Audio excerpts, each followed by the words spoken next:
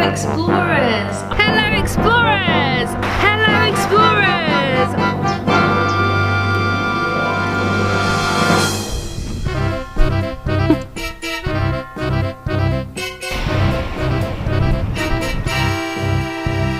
Either has something to do with gravity.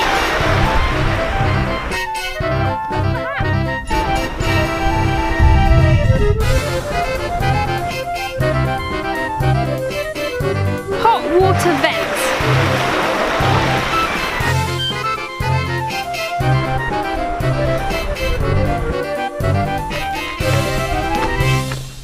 The next story might give you some idea of the hardship of the life of a fisherman in the old days.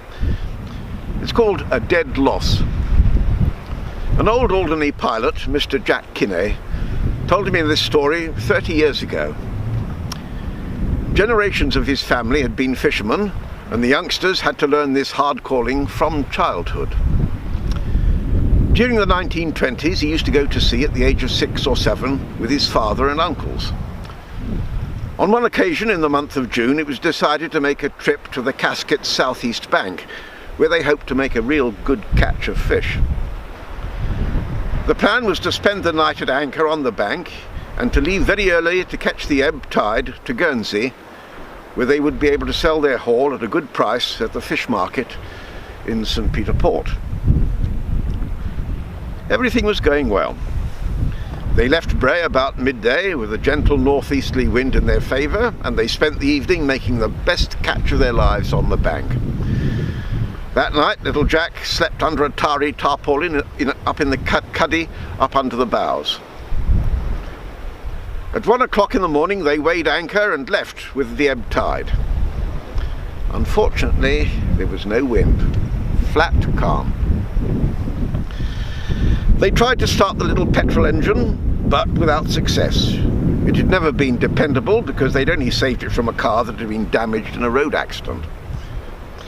So the grown-ups got out the oars to row the slow, hard passage to Guernsey. Jack was given the task of sprinkling the big sail-covered wicker baskets with salt water every 15 minutes, so as to keep the fish moist and fresh. In those days, small boats didn't carry ice on board. When they got to the top of the Little Russell, that's the stretch of water between Guernsey and Herm, the tide had turned against them.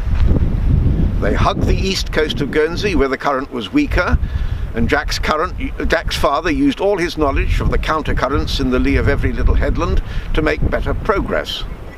It was a magnificent example of seamanship. But all was in vain. When finally they got into port, the market had closed and the buyers had left. They couldn't even give away their catch to the passers-by. In the heat of the summer sun, the fish soon began to smell bad. With heavy hearts, they had to throw away the catch to feed the crabs and the seagulls. The seagulls had a feast. They were men of a plain, honest faith. Jack's father quoted from the book of Job, "The Lord hath given, and the Lord hath taken away. Blessed be the name of the Lord." For me, this episode epitomizes the courage, patience, and stoicism of these toilers of the sea.